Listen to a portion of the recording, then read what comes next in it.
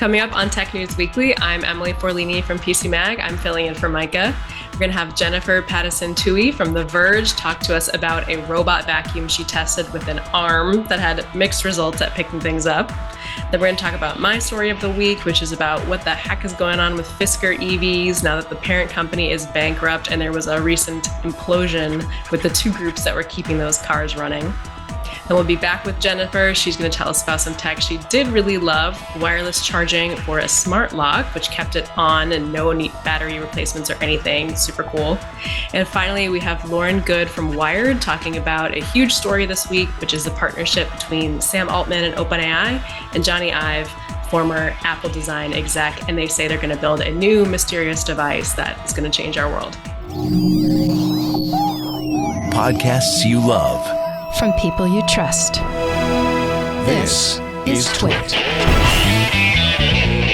This is Tech News Weekly, episode 388, with Jennifer Pattison Tuohy and me, Emily Forlini, recorded on May 22nd, 2025. OpenAI's big bet on Jony Ive. Hello and welcome to Tech News Weekly, the show where every week we talk to and about the people making and breaking the tech news. We have some amazing reporters here today. I'm Emily Forlini from PC Mag. I am filling in for Micah, who is hopefully having a wonderful vacation. And with me is Jennifer Pattison Tuohy from The Verge. Hi, Jennifer. Hi, Emily. Great to be here. Wish I was also on vacation, but but if not, we're second here. Best thing. Yeah. So are you like me where you have a segment every month on Twit as well? Yes. Okay, yes. cool. So we're like soul sisters. We just haven't Never come met. together. Yes, perfect. Very nice to meet you. You too. So you did some really amazing testing. I was reading through your articles. You actually are testing like the coolest smart home stuff, I think. So you are the woman to talk about this. Tell me about this robot vacuum that has an arm. Yes. Yeah, I've had a wild couple of weeks in my smart home. I think a few months ago on this show, we talked about Roborock releasing its first robot vacuum with an arm. They actually debuted it at CES. And at the time, I was like, yeah, right, as if this is going to ship. But it showed up at my house and I've been testing it for the last couple of weeks. And the concept here is this is a regular old robot vacuum, if you're familiar with them. Mm-hmm. They roam around your house, vacuum and mop. But one of the problems with robot vacuums is if you haven't tidied up after them, they may suck up a sock or get trapped by a wire. The idea behind this Saros Z70 is it has a robotic arm that pops up from the middle of the robot and picks up things that are left in its path in order to be able to finish its clean, which sounds both kind of wildly sci-fi, but also really quite practical. Yeah, it's like robotics in a whole nother level of it. Plus the robot's already zooming around and now it's like taking actions with this arm. Exactly. It's like this, it's a real evolution of what the robot vacuum can do. And, the next step, obviously, legs, and then, taking over the world. But we'll get there. Yeah. Unfortunately, it doesn't work very well. Yeah. So what did you find that it was good at and what was it not good at? So I just off the bat, I have to say, I was very impressed. Like, as I said, when they showed this off at CES, and actually another robot vacuum company, DeleteMe, had one there too that had an arm. So this was kind of, a trend. And it does look gimmicky. It sounds gimmicky. It's kind of fun though. But it actually does. The concept makes sense, even no matter how well you do at tidying up your home, which I spend a lot of time picking up stuff so that my robot vacuums will run because I test a lot of robot vacuums. Mm-hmm. I was like, actually, this does make sense. The problem is it only picks up 3 types of items, or granted ones that are quite common to be found on the floor: socks, light shoes, it's like slippers and sandals, right, and then paper or like tissue. That this isn't quite limited. It's quite limited. In my flurry, when I walk in the door, I don't know what I'm putting on the floor. It really could be any object, at least keys or something. Clothes. And Roborock says, this is all still a work in progress. the arm will at some point be able to pick up more. It's powered by AI because robot vacuums do have, many current ones have AI powered obstacle detection. So they detect obstacles and decide what to do about them. The most interesting way this has been used to date is with pet poop. So to make sure that they don't run over pet excrement. Yes. If you are unfortunate enough to have that happen in your home, they can detect it and go around it, versus detecting popcorn and be like, okay, that I need to vacuum. So this is sort of a step up. There's a camera inside the arm that detects and identifies the object and determines whether it can pick it up. So, for example, there was actually a picture. Well done, thank you. That it saw my rug tassels and thought, oh, this is a sock, and tried to pick it up. But then there's also a weight sensor, because the arm can only lift up to 300 grams. And once it tried to pick up the entire living room rug, it realized that wasn't going to work and thankfully put it back down. So it's got some element of machine learning here and intelligence. And it just wasn't very accurate. It kept missing shoes. I only got it to pick up a shoe once, which is kind of the biggest thing that I wanted, because I have teenage kids, which means I have shoes all over my house. And it just wasn't any good at the shoes. It was good at the socks, but it would only ever pick up one sock on a run. So look at it go, the videos. Here's the video. Here it is. You see, it's pretty strong. It's very slow, but it's methodical, and it does what it says on the tin, just not reliably and not enough. Like for this to be useful. And did we mention it's $2,600? Yeah. For it to be worth spending that much money, it needs to do a lot more. I do think the potential is here. This is, it is a beta robot, even though they're selling it. I mean, essentially, it's a test case. People that get this are just doing it. If you buy this, don't expect it to clean up your home, but you will have some fun watching it.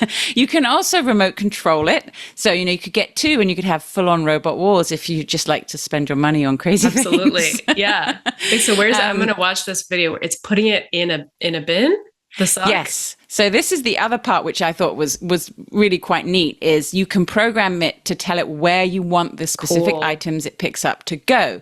So socks and like paper and tissue could go in this bin, and then shoes are supposed to go in a designated shoe storage zone. And now this is where it failed me completely, because the one time it did manage to pick up a shoe, it did not manage to get it in the shoe storage zone. If and when they manage to fix this concept, I would love, the idea is, it picks up the shoes and puts it all by the front door, and everyone knows where their shoes are on Monday morning when it's time to go to school. It labels them and puts a little present inside, and hope you have a good day at school. Oh no, then it's going to replace me entirely. No, it could never.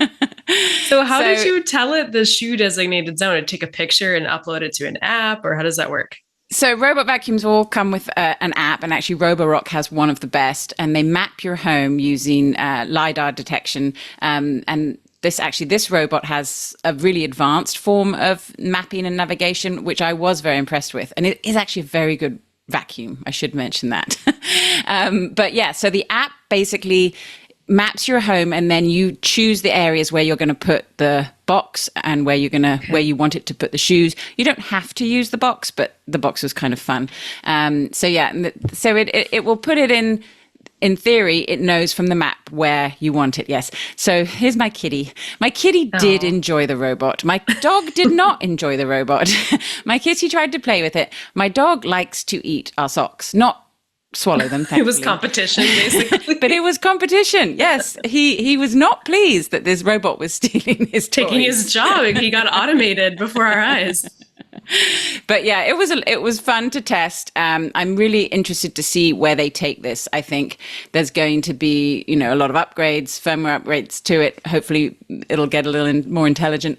The hardware felt solid. It felt like it was good. It was much better than I was expecting. It looks kind of spindly and like it might break, but Gus did have a go at getting the sock out of its claw and didn't succeed. So, but yeah, the software, they need to get it in people's homes and improve the AI algorithms and recognizing the items, and hopefully expand to more items. It was. it never picked up my slippers because it thought that they were pet poop. So I'm like, my slippers are actually really nice. So I was quite offended by that. Wow. Different style, I guess. So it's, I said, work in progress. Exciting to see this sort of type of really quite advanced robotics be in consumer homes. Like, this is something you can go buy if you have a spare $2,600. It was supposed to be cheaper. When it first came out, it was only $1,900, which sounds crazy, but is actually what the going rate for some of the top of the line robot vacuums. So Roborock wasn't charging a significant premium for what is a significant premium addition. But they said, as we've heard from a lot of smart home companies and other tech companies, that because of the tariffs, the price had to go up. So my goodness, $2,600 is a lot. Whenever I see that, it's just so disappointing, and it's kind of scary because it's creeping up everywhere. And you have no idea to know, like, oh, I'm paying like $600 more than I would have had to just last week. And then it's like, does it match the percentage of the tariffs, and where is this thing made? And you're just kind of I'm just going through this whole set of operations, and it just ruins the purchase process, and just such a bad vibe, the whole tariff thing.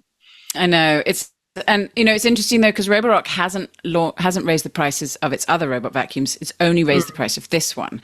So it's interesting to see how the different companies are approaching this. I've seen a number of companies say that they're raising their prices soon, so go buy their products now, which seems like good advice, but also like almost like we're using the tariffs as a sales tactic.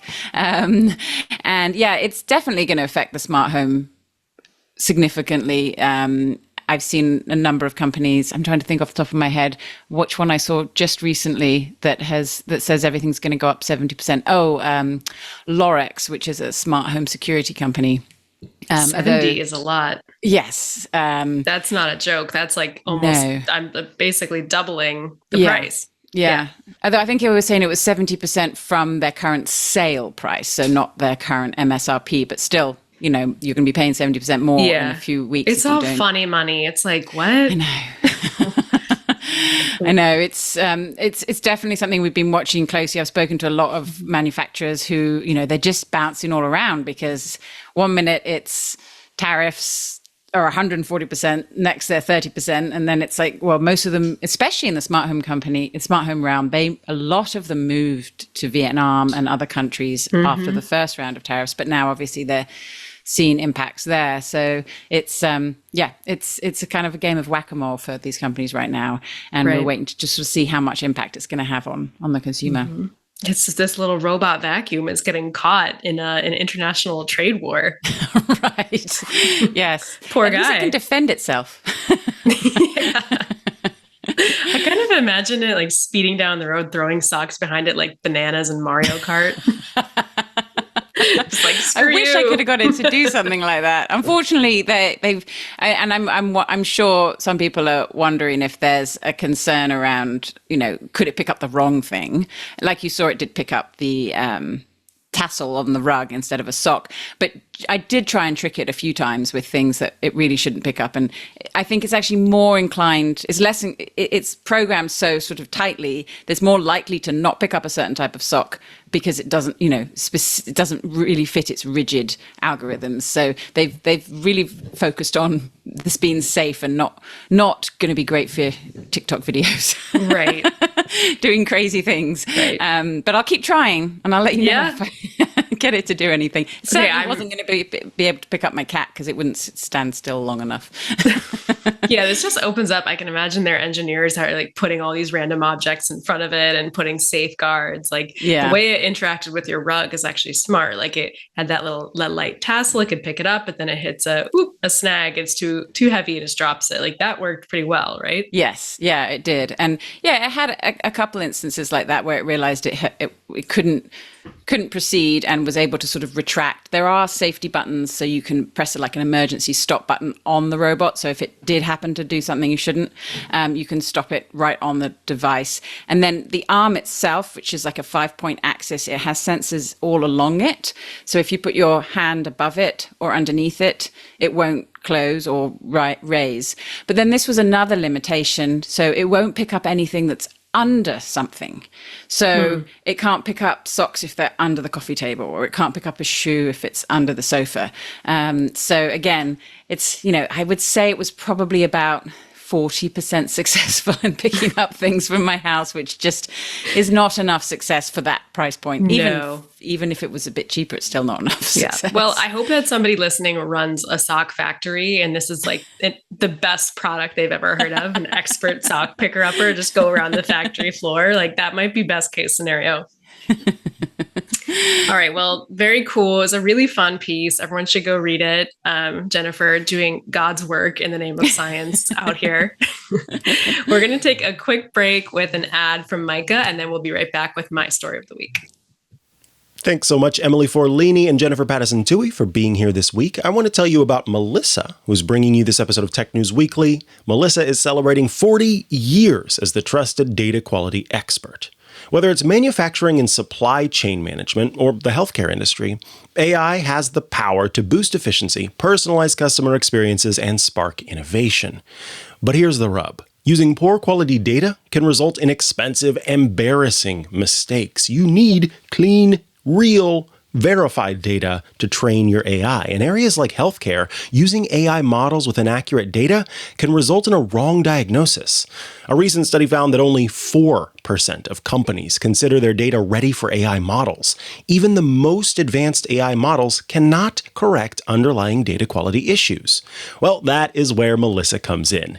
Imagine having a data expert that never sleeps. Melissa's intelligence system verifies identity to prevent fraud in gaming operations, ensures valid patient and medicine information in healthcare systems, securely updates and verifies constituent data across government databases, and Melissa's Know Your Business enables verification and monitoring for financial institutions. Melissa guides you through complex data management with ease, making advanced data quality accessible to everyone, from small businesses all the way up to enterprises. With real-time data validation, comprehensive enrichment, cross-reference verification with gold standard reference data, and intelligent anomaly detection, it's no wonder why Melissa is the trusted data quality expert worldwide. Melissa securely encrypts all file transfers and has an information security ecosystem built on the ISO 27001 framework, adherence to GDPR policies, and SOC 2 compliance. Contact Melissa's team to learn how they can elevate your business and improve your data quality. Get started today with 1,000 records cleaned for free at melissa.com/twit. That's melissa.com/twit. And we thank Melissa for sponsoring this week's episode of Tech News Weekly. All right, let's head back to the show. All right. Thank you, Micah. Micah on high, Micah on vacation. So my story of the week is, I think, a crazy story. When I came across it, I was just like, this is so nuts. And it's about Fisker electric cars. Have you heard of Fisker, Jennifer? Yeah. Didn't they go out of business? Yes. So they had like the most epic rise and decline. So it started in like maybe 2015, a European automotive entrepreneur, was going to make this Tesla rival. He has a long track record. He raises tons of money. In 2020 at CES, they debuted the Fisker Ocean, their first car, and all these EV fanatics are like, oh my God, it's so cool. It was just like the coolest thing. And this is kind of around the time like Rivian and, Ford was starting to think about electrification. So this was a very exciting time for electric vehicles. And then they debut their first car in 2023. And by 2024, they are bankrupt. And they had this stunning public decline. And so basically, before they went bankrupt, they shipped 7,500 Fisker Oceans to customers around the world. So US, Europe, I don't know, a couple other countries. So there's a bunch of people out there with these cars that they spent $70,000, $80,000 on that now have no parent company. So as part of the bankruptcy, they initially filed for Chapter 11, which they would, still be in the mix. The parent company would be involved, but they were in such dire straits. It eventually converted to a Chapter 7. And now like they're really just there's no Fisker like kaput. but these cars are still out there and these people. So this is like the ultimate nightmare in the smart home too. This happens too often, but a car. I mean, this is not a small investment, but the cars still work, right? You just don't have. So I'll get to that. That's Okay. actually the story, but you're right. It's a cautionary tale. It really is, and this is something I've wanted an EV for a while, and I'm really interested in some of the more new companies. But my husband's always like, "But what if they're not around in 18 months?" I'm like, I don't want him to read this story. Yes, but you should send it to him. But it's a cautionary tale. Like, just the big issue is the software. And that's why it applies to every product category. And you're right that the fact that it's a car, the stakes are so high. Of course, if you're buying a 70, 80,000 car, you're an early adopter, I think you have the money, but you're still pissed.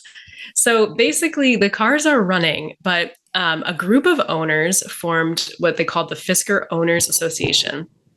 And they partnered with this other company called American Lease, which is not very well known. It's just they're a rental company, and they rent out cars for taxis and Ubers and Lyfts. So they're just kind of like a car service. And for whatever reason in the courts, they make this deal that American Lease is going to, be able to get the licensing for Fisker's software, and they're going to kind of vend it out to this Fisker Owners Association. And between these two parties, they are going to keep the software alive for all these owners. So it's been this like crazy renegade effort. The Fisker Owners Association thinks it's pioneering a new form of car ownership where the actual drivers have access to the code base. They can actually make adjustments. And so they're like, wow, this is like crazy new and cool. American Lease is kind of like, these cars were cheap, and also this is cool. Let's like see what happens.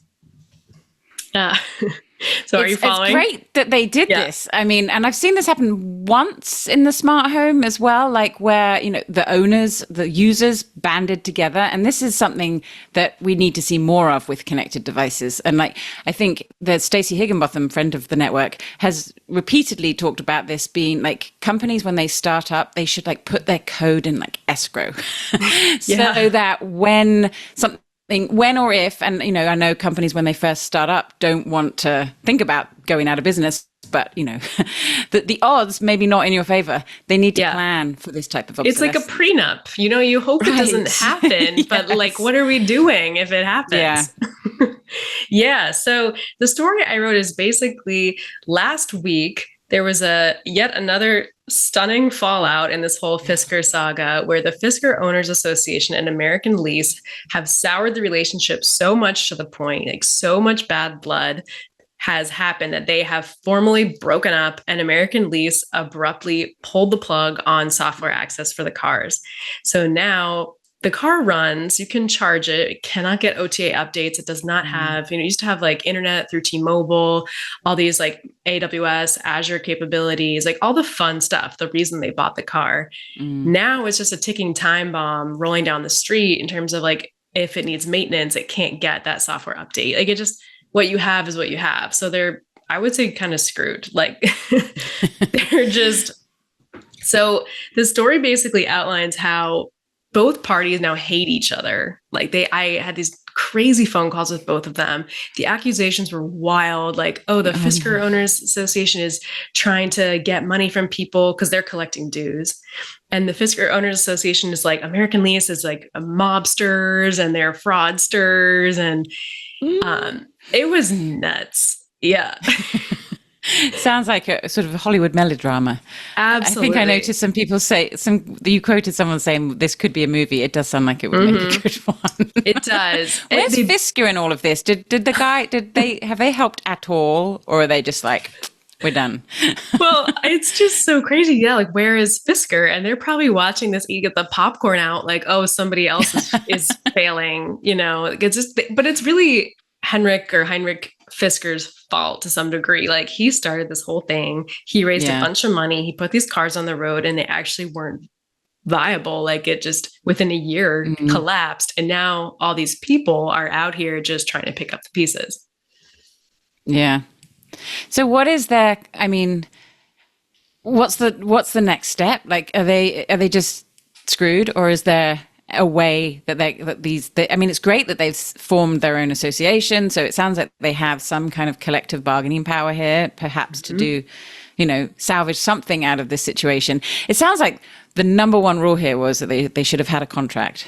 Yes. So right? Exactly. Because this is where it kind of all went south. Like no one was really, very much, they maybe weren't on the same page. No, which in this kind of scenario, when and this is good lesson for any startup, when you're creating the prenup, make sure you get all parties to agree, because it sounds like things really, trying to involve two organizations that really had nothing to do with the original product to keep it alive and keep managing it.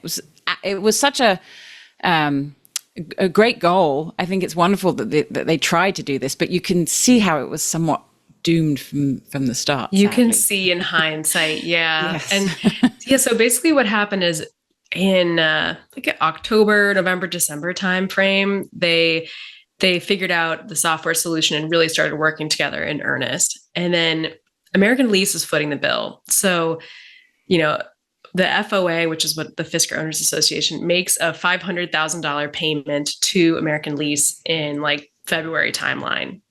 But meanwhile, American Lease is just paying all these bills, like Azure bills, AWS bills.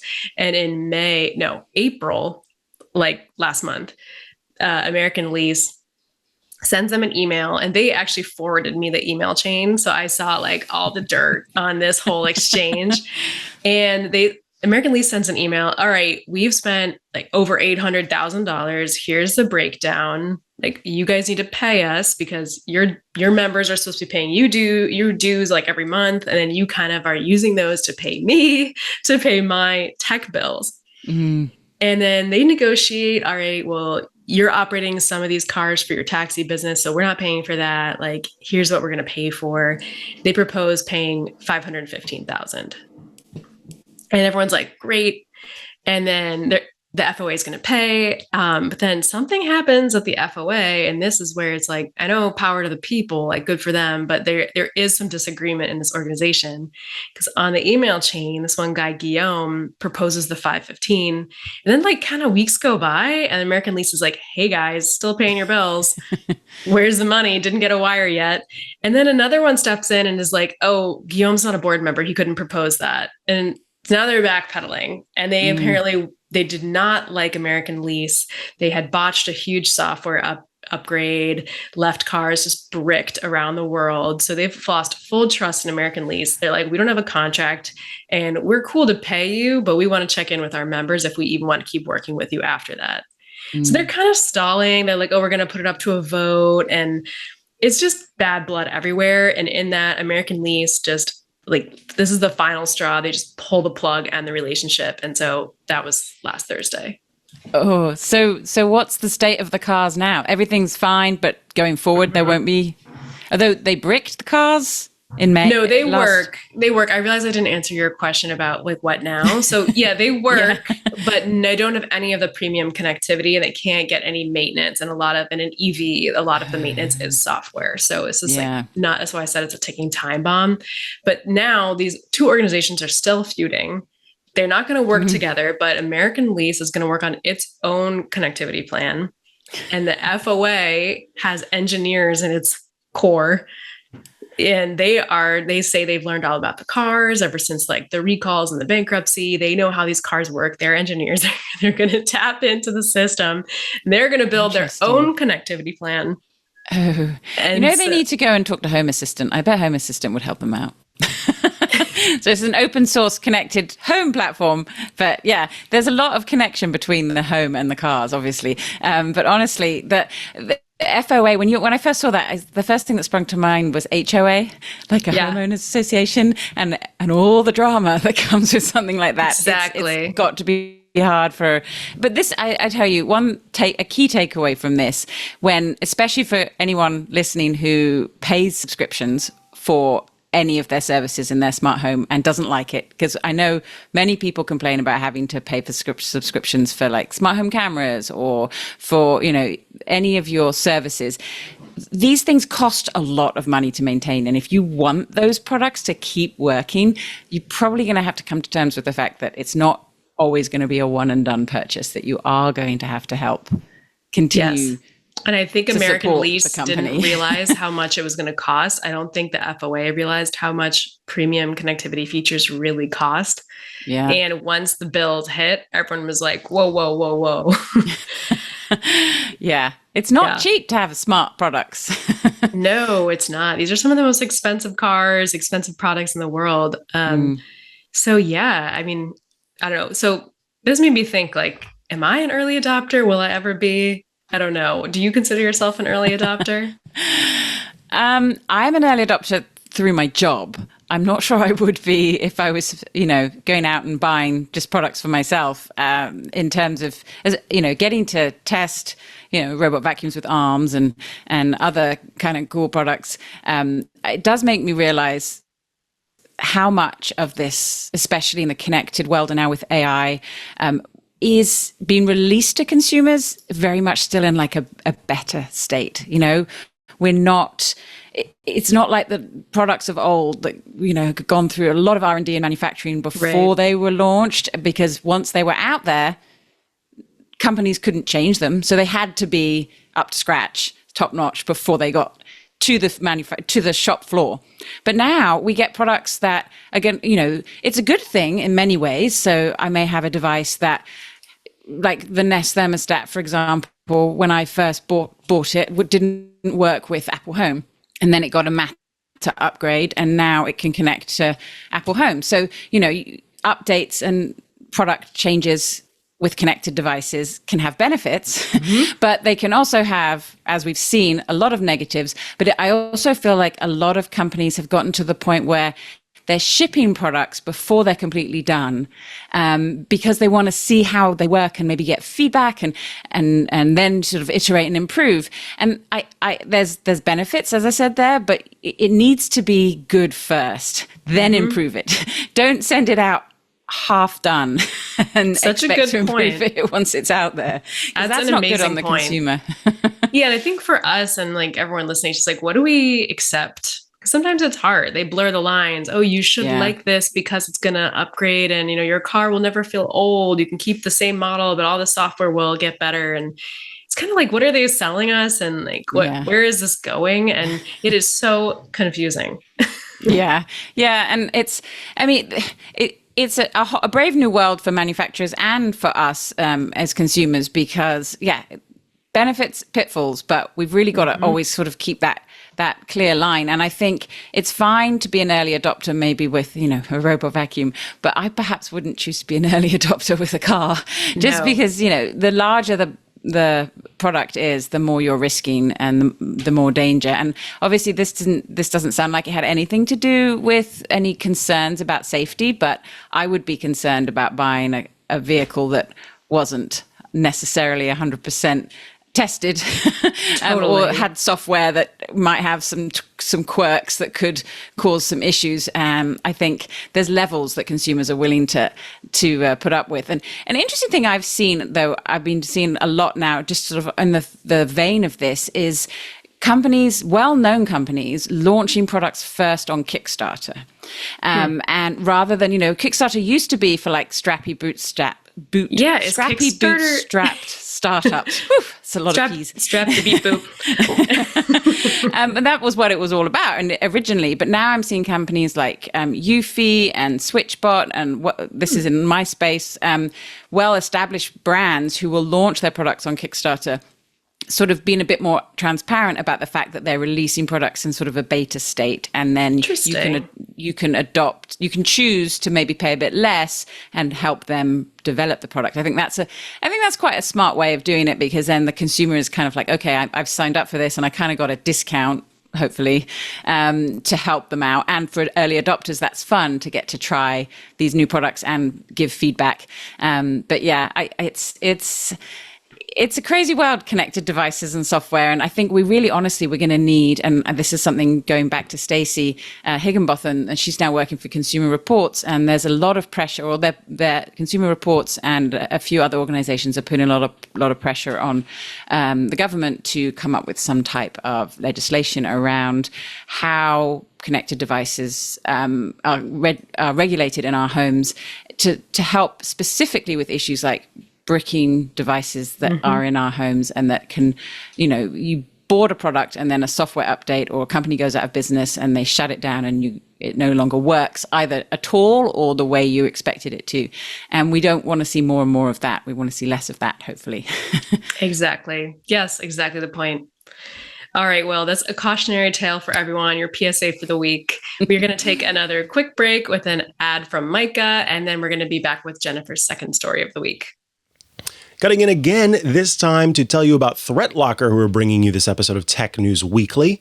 We know ransomware is really rampant. It's harming businesses worldwide through phishing emails, infected downloads, malicious websites, and RDP exploits. Don't be the next victim. ThreatLocker's Zero Trust platform takes a proactive, deny-by-default approach that blocks every unauthorized action, protecting you from both known and, unknown threats. It's trusted by global enterprises like JetBlue and Port of Vancouver. ThreatLocker shields you from zero-day exploits and supply chain attacks while providing complete audit trails for compliance. ThreatLocker's innovative ring fencing technology isolates critical applications from weaponization, stopping ransomware and limiting lateral movement within your network. ThreatLocker works across all industries, supports Mac environments, provides 24/7 US-based support, and enables comprehensive visibility and control. Mark Tolson, the IT director for the city of Champaign, Illinois, says, ThreatLocker provides that extra key to block anomalies that nothing else can do. If bad actors got in and tried to execute something, I take comfort in knowing ThreatLocker will stop that. Stop worrying about cyber threats. Get unprecedented protection quickly, easily, and cost-effectively with ThreatLocker. Visit threatlocker.com/twit to get a free 30-day trial and learn more about how ThreatLocker can help mitigate unknown threats and ensure compliance. That's threatlocker.com/twit. All right, thank you, Emily Forlini. Thank you, Jennifer Pattison Tuohy. Let's head back to the show. All right, thank you, Micah. So for our next story, Jennifer, you tested something that you actually liked and you felt like was a positive advancement. So can you tell us about that? Yeah, so my house, cutting edge technology over here. This is something that if you've been sort of following consumer tech for a while, it's sort of like the unicorn. You've probably heard about this for years and years and thought it's never actually going to happen. And this was one of the reasons I tested this to see if it really is real. And I can say it is. And it is something called wireless power. So this is a company called YCharge. I tested their wireless powered devices. This is a little black puck that you can see in the picture there, that power low-powered, battery-powered devices over the air with transmitting wireless power. It's short range, low power. It uses infrared lasers to connect to like a specially designed receiver, IR photovoltaic panel on a receiver. And there's only one commercial product that you can buy for residential consumer today that it works with, and that is the Alfred Smart Lock. Alfred is a smart lock manufacturer based in Canada. So I got to test that smart lock with the YCharge receiver. You can see it in that picture there, the little white sort of thing in the ceiling is the YCharge device sort of angled towards the lock. And then if you zoom in and see all the smart home sensors on my door, you can laugh at me. That's fine. Oh my goodness. What are all those doing? That's because I test a lot of smart security systems, smart all sorts of stuff. My house is Frankenstein. But yeah, a lot of the comments on the article were about that photo. Yes, welcome to my world, everyone. Robots, You're the real deal. Lasers, and sensors. Kind of looks like I've been watching Last of Us. It's like a cordyceps infection, but it's Smart home sensors. But yeah, what this did for my scenario, I test a lot of smart locks, and one of the biggest problems with smart locks is battery life.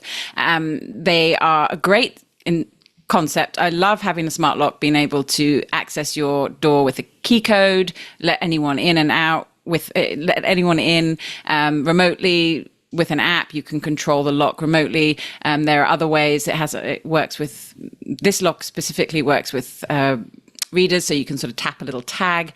There are a lot of great smart locks out there, but the majority of them need to be replaced. The batteries need to be replaced about every 4 to 6 months. There have been a few. Frequently. It is, and it may not. And for me, I admit it's a bigger problem for me because I have a lot of smart locks I'm testing. So I find it very frustrating. But even, when you first get a smart lock and you're like, oh, this is great for 2 months. And then you get the battery warnings and you're like, oh, I'm going to change that. And you never get around to it. And then one day you walk up to your door and it's dead. Which is totally unacceptable, by the way. Unacceptable. Yeah. Should not happen. Right. It's like we all change our smoke alarm batteries right when they start beeping, don't we? And there are some workarounds, like Yale has a little thing where you can use a 9-volt battery to kind of jolt it to life so that you can unlock it. And some of them now have USB-C plugs outside, so if you have like a portable battery pack, you could. But the ideally, you do not let it die, right? And that is what this Y-Charge device did for this Alfred lock. I had that installed on my back door for 9 months, which is the maximum amount of time the minimum amount of time that the Alfred battery apparently will last, because it's a Bluetooth smart lock, so it doesn't die as fast as some of the Wi-Fi smart locks do. And at the end of the 9 months, it was still at 100%. Wow. So it was beaming charge from the ceiling into the door and keeping into the receiver. Which was then powering the battery pack inside the lock. And this is what's so exciting for me about this technology, is that it could work for anything that's battery powered in your smart home. And whilst it currently would require, as it did for this lock, basically a complete redesign of the lock in order to incorporate the receiver, the company is working on easier ways of adding sort of like a dongle or something to a device so that you could power it with the receiver, with the transmitter, which is in the ceiling. You also don't have to put the transmitter in the ceiling, but that is sort of the cleanest install, and you can actually just put it in an existing can light, so you don't necessarily have to cut a hole in your ceiling. I did have to cut a hole in my ceiling. Yeah, so how much did it cost, and then how much was the installation? So this is the other thing. The Y-Charge unit is not currently available to sort of just go buy off the shelf. You have to buy it through the Alfred Lock partnership, and it's like a better program, and it takes they told me it's between, depending on your installation and your system and exactly sort of what your setup is, it's sort of between $400 and $700 to have it installed. It cost $400 for me to have an electrician add an extra hole in the ceiling and connect it to an existing wiring light system in my downstairs back hall there. Then the unit said there isn't a specific price for the unit, but somewhere between $400 and $700. And then the lock itself is a $300 smart lock, which is it's on the high end for a smart lock. But when you buy the Y-Charge kit, that $400 to $700, it comes with the new receiver for the back and a new battery, a specially modified battery. So in total, though, it cost me $1,250 to do this, which is not tenable, obviously. But if I could use that receiver, a transmitter, to power like the smart shades in my bedroom, which is right next door to that door, to power another lock, maybe even power a video doorbell. Like, there are so many devices. Even in my your house. phone, like if it was just in the top, like a ceiling light and just beaming out charge. Yes, that is something they're exploring, although that is a bit more complicated than a low power single device that doesn't move. Right. And also you wonder, is it also... Toothbrush charger is the other thing. Yeah. This was a great use case, because this is the bathroom. As you can see, I do not have GFCI outlets. Please don't tell my local council.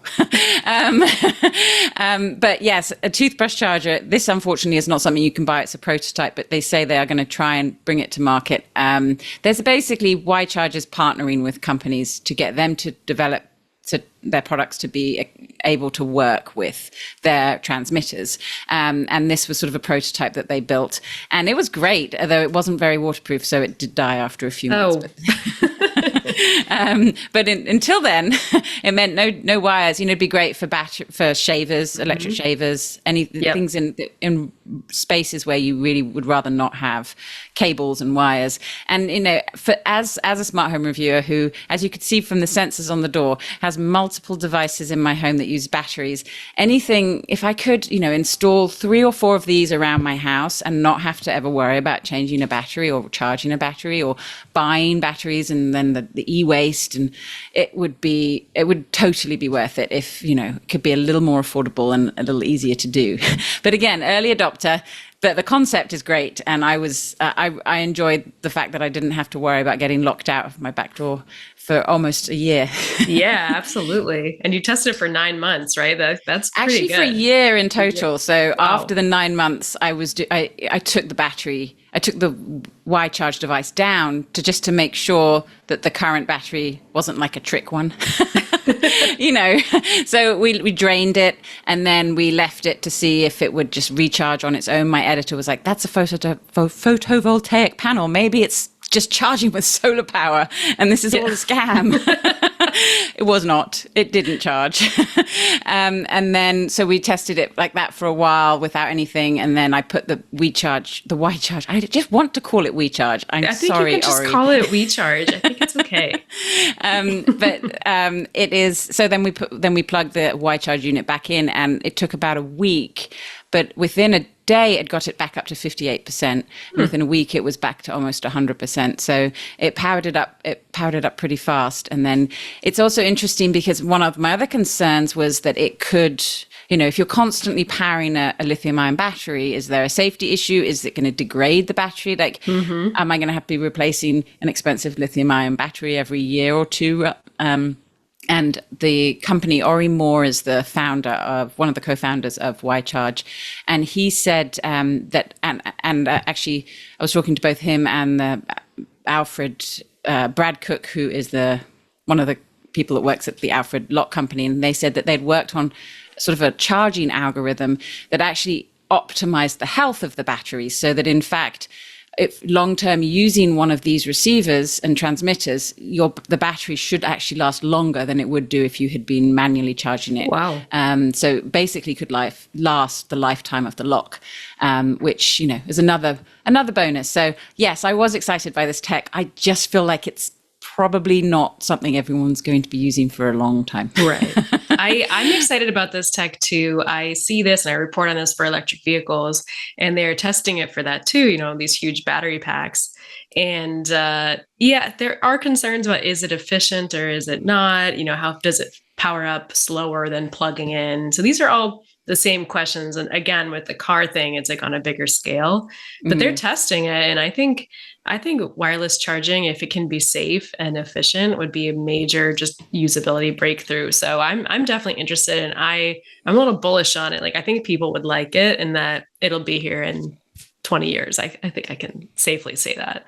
Yeah, 20 years feels reasonable. I think YCharge would tell you it's going to be sooner, but I think commercially we'll see it more. Like, one of the other use cases they had is and they've actually deployed this in places like I want to say somewhere like CVS or Walgreens, but some kind of pharmacy. So they have the YCharge transmitters that send to little digital displays. So for updating pricing. I mean, I don't want them to increase my prices. Wireless chargers, hold on. Yeah, that's not what I signed up for. Yeah, it helps them, and display like advertising in the billboards, digital billboards, those types of things that are hard to actually wire. That sort of seems like a more viable use case in the short term, but in the long term, I would definitely love to see wireless charging, wireless power come to the home. I've also seen, and I'd like to test soon, key wireless power, which is which probably is more contact. So I think this may be where, I don't know where the EV situation is, but this is batteries in countertop appliances. So you have a specially designed a countertop where you put your appliance, like your blender or a toaster, on the countertop, and it powers it up, so you don't need cables. Cool. And that, I think I saw that demoed at IFA this last year, and it's from the Wireless Power Consortium, the key charging. No, key. It's not. There's Qi and Key. Oh, the QI. QI is for Yes. the phones. Yes. Key is for the kitchen. Okay. And that's pretty neat. I could the definitely kitchen. Right. the kitchen. I could definitely see. I mean, I have too many cables in my kitchen, for all the appliances. In your and stuff. kitchen.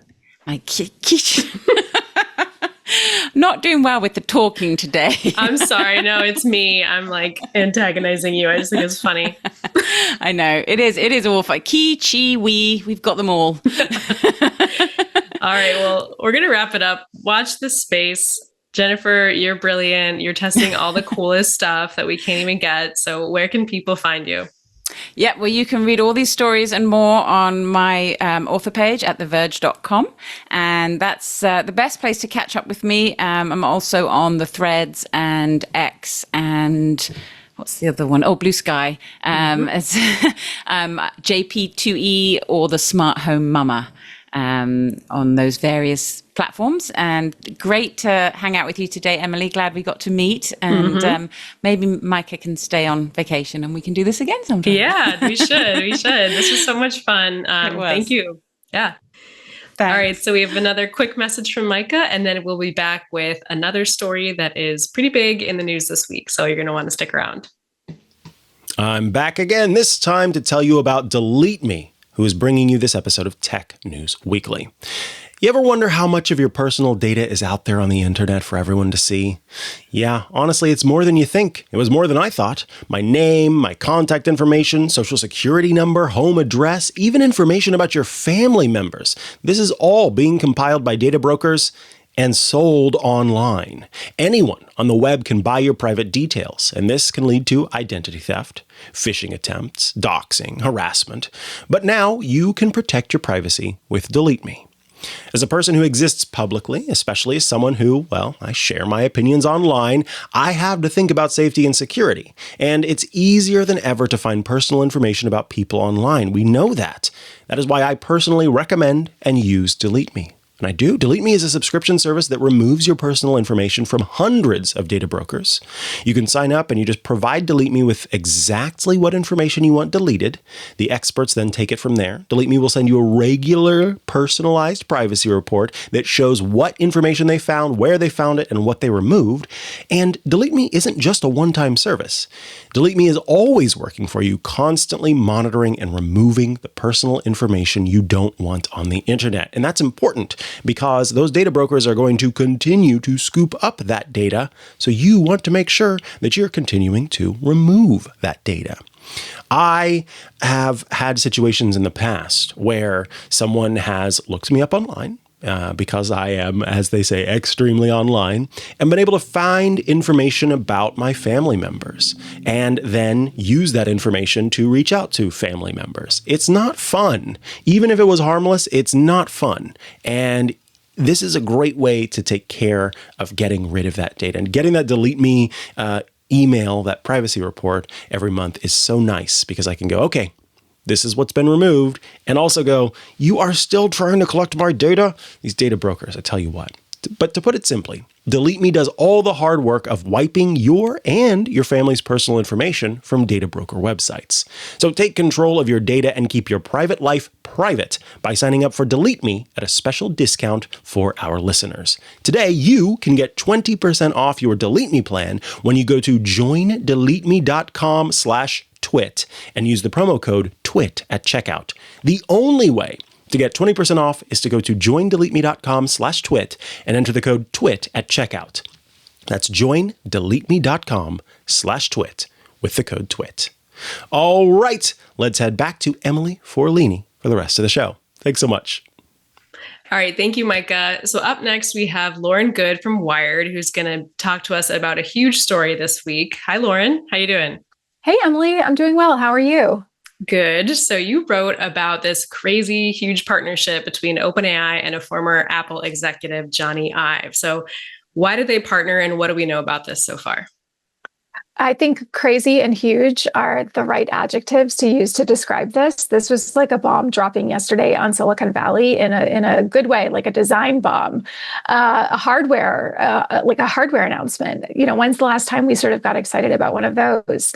So what we understand about this partnership is that it has been in the works, in a sense, for a little while now. It was last spring when Jony Ive's design firm first announced this entity called IO that was sort of partnering with OpenAI to create this next generation of devices that serve AI as we know AI now in the modern era. By the end of last year, OpenAI had taken a 23% stake in this IO, entity that existed. And then yesterday we heard that OpenAI was buying that entity outright for, something like $5 billion in equity. Wow. Essentially, it was one of the world's most expensive acqui-hires in that they were hiring this incredible pool of talent. But the interesting thing is that Jony Ive, while he is going to be leading the creative process of whatever hardware development, comes from this, he's still going to remain independent. So why do you think that is? I think it's because he's Jony Ive. And I think, given his history and his background and his pedigree as a designer, and the fact that he does have this other design firm called Love From, which is something that he created when he left Apple in 2019. I think he just, he probably just wants to remain independent. It probably doesn't make sense for Jony Ive at this point in his career to become completely embedded in OpenAI, but he has really kind of structured this incredible deal for himself where he gets to work closely with Sam Altman and the team at OpenAI. He gets to have sort of design control over whatever ultimately comes out of this partnership and this merger now, but I'm sure he still has the ability to go work on other things if he would like to. Right. And what's he most known for? I mean, Apple. Everything Apple. Everything Apple. The Apple design, shot on iPhone, the whole thing. Yeah. All those campaigns. Yes, basically. He joined Apple in the 1990s. At some point, he became its head of industrial design, and he really helped define the, sort of sleek, industrial, unibody aluminum, era of Apple design that we really associate with the company's hardware over the past 2 decades. I mean, he's also, he's British. He is known for having very refined tastes. He's very exacting. When he was at Apple, there were some, reports of the fact that he had such fantastical ideas around how our devices should look and feel and how thin they should be and how parts should be glued together and all of this, that sometimes it did sort of butt up against what engineers were sort of physically able to accomplish in designing the products. But, I think we all think of Apple products as having this incredible design, and he's largely responsible for that. He was also, during his time at Apple, kind of meme-worthy. Like, do you remember was it Unapologetically Plastic, when they made a plastic iPhone and everyone was like, okay, what does that mean? Like, it's too far. Like, yeah, it was a little bit, yes. But that is Jony Ive. Wow. So he's a legend. Sam Altman is a quickly made legend here. He's kind of like the new guard, and now they're both partnering. So what are the mix of opinions you're seeing about this? Like, are there the skeptics who are, they won't do, they're just dreamers, they won't do anything about this? Or people who are really excited? Like, what's the spectrum? Yeah, that is a really good question. There is certainly one potential outcome of this, which is that because of Jony Ive's incredible, background and history as a designer, that something comes to fruition here that really does feel innovative or changes the way that we use technology.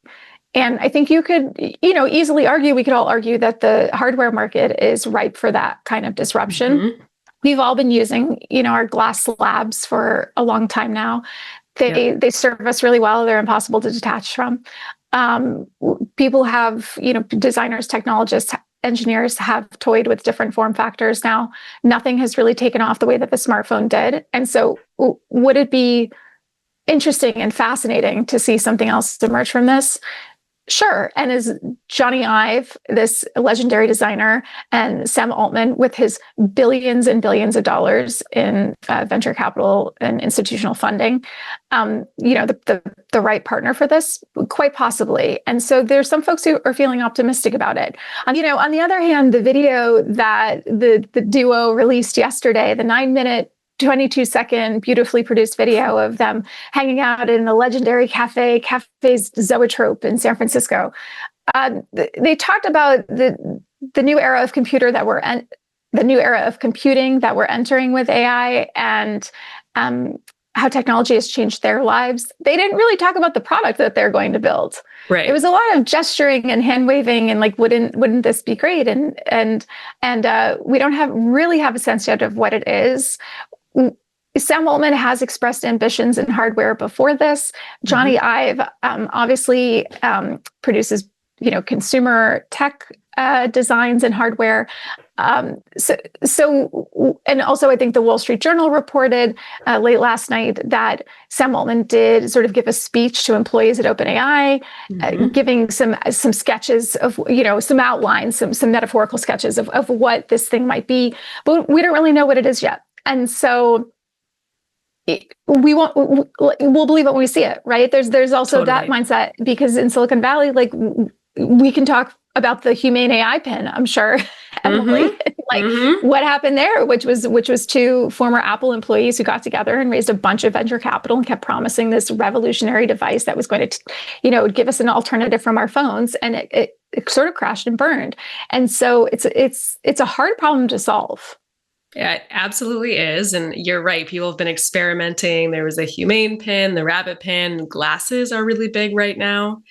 I saw my colleague is testing one AI device that kind of goes in your pocket, like almost like a pocket protector, but it's kind of like recording your voice. And so there's all this experimentation in this space right now. And it's like, what lane are these guys going to pick?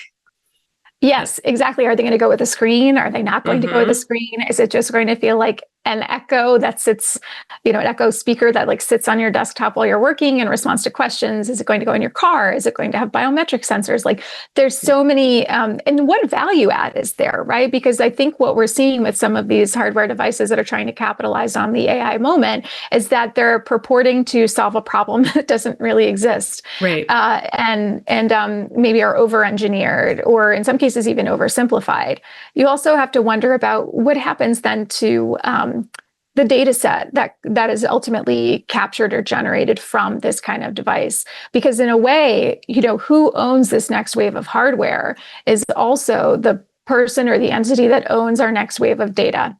Like, we're beyond the sort of sweet summer child phase of believing that technology is just a tool. All of these internet connected devices are capturing information about us and the world around us, and then processing it, and can be, sometimes misused. And so this is, it's not only can you get the hardware form factor right, and it's something that people actually want to use, but how are you approaching the amount of data that is now being taken from us and processed? Yeah, and I think that's the big difference between when the internet was first coming up and the first version of Silicon Valley. Now they have all this baggage, and we all know all these problems, and now they're trying to compare it to like the advent of the internet, but that means, oh no, like all these problems we've gone through since then, you're just going to put us through that again. And so I feel like it's like that innovation period, but it's a little heavier. It is. It totally is. It feels like, this is my personal sort of feeling about this. And so I can't project this onto anyone else, but it feels like we're sort of in this mourning phase kind of, or a correction phase from the 2010s era of tech, when we were all sharing freely and trying all of the new gadgets, and the smartphone was really doing pretty amazing things in our lives.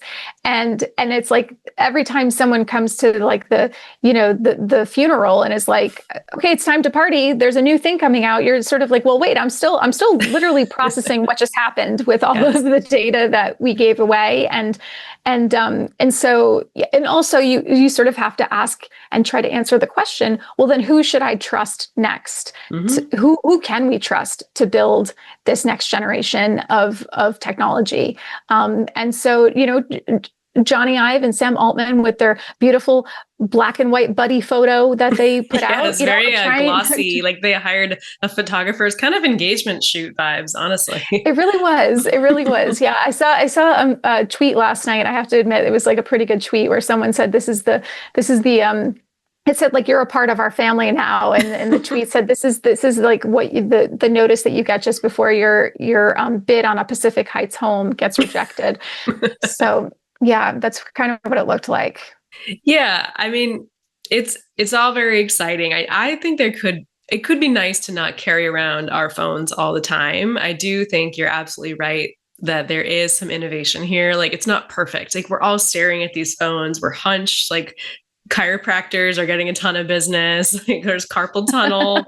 I mean, it's sometimes I look around on the train and I see every single person on their phone, and I'm like, what are we doing? Yeah. It feels like there's a next step. It would have been nice if they had hinted at what they were going to do, right? Yes, I think so. I think there have been hints along the way, and now it's what are your predictions? Yeah. So Sam Altman seemed to indicate to staffers at OpenAI that it's something that you're not necessarily going to carry on your person, but might be in a more stable environment. So that makes me think something on the desktop, something that's at home, which is why I referenced, what if this just ends up being like another version of an Echo? Yeah. And my guess would be screenless is my thought. Yeah, that seems to be the trend. Yeah. What do you think?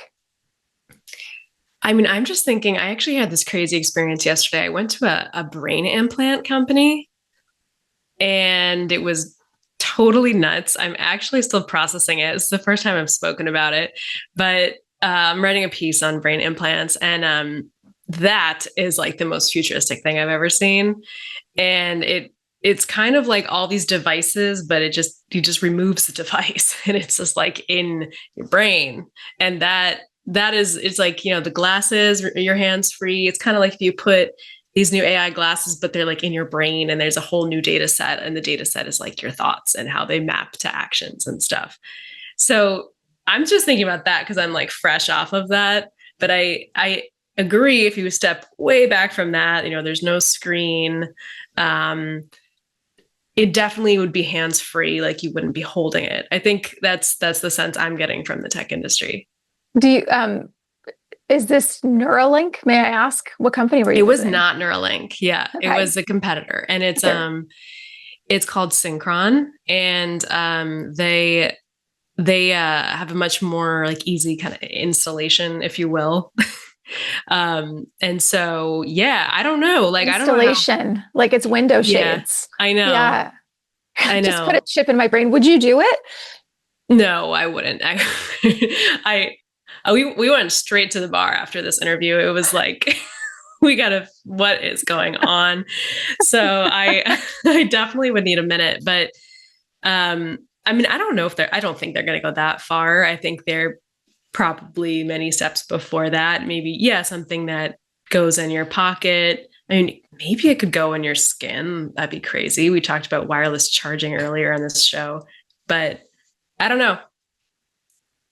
It's interesting when you say that about the brain implant, because if this device ultimately serves what Sam Altman's vision of AGI is, artificial general intelligence, that moment when AI supposedly will surpass human intelligence, then what does it mean to have that sort of juxtaposed directly with our human intelligence? Do you want the brain implant, and now we're taking 5 leaps ahead, do you want the brain implant that has AGI capabilities embedded in your very human, basic right brain? Well, that's what he's saying. If he wants to truly achieve, like, how big are his ambitions? Because it does feel a little bit like just launching some rinky-dink pin is like a little womp, that hasn't really. And even that's like in Echo, it's kind of like $7 billion on. Yeah. Yeah, Right. like we'll let Amazon figure that out. Like it still can't, set a timer properly. Like I just let Amazon do its thing with the Echo. And I don't know. There's just we'll see. But I guess jury's out. We can take guesses from anyone who's listening. Yeah. I often like to say that some of these men in Silicon Valley, and it is often men, Yes. are just, racing to propose solutions to the problems that they have helped create. And so, when you think about this idea that we're so surrounded by distractions, notifications around us, screens around us all the time, or we can't let go of our phones.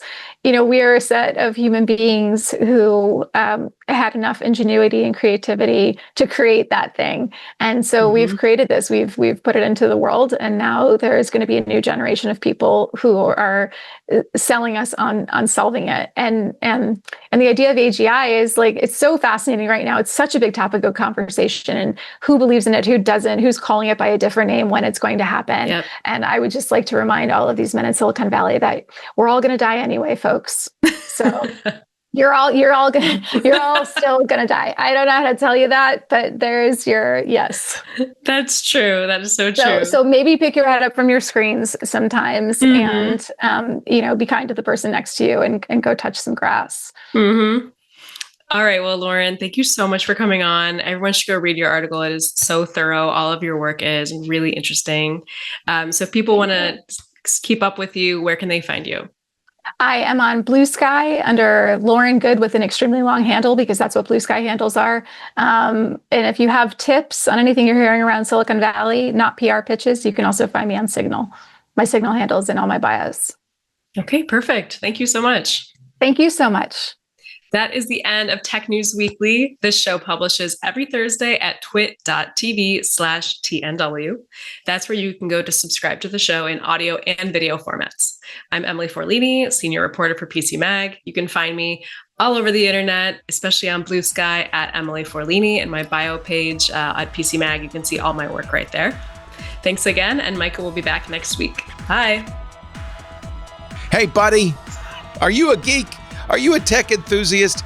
Then I would love to invite you to join a tech community like no other.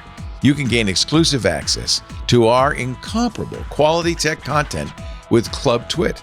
As a member, you'll enjoy all Twit TV shows ad-free, plus access private video feeds for insider shows like iOS Today, Home Theater Geeks, and so much more. Dive into the members-only Twit Plus bonus feed for behind-the-scenes content, club discussions, and special events. But here's the best perk. Join our incredible Discord community to watch live show productions, chat with hosts, and participate in exclusive members-only activities. It's your backstage pass to the world of Twit. Whether you're a tech enthusiast or a lifelong learner, Club Twit elevates your knowledge while entertaining your interests. Get 2 weeks free when you sign up now and unlock unparalleled access at twit.tv/clubtwit. That's twit.tv/clubtwit. And from the bottom of my heart, thank you and welcome to the club.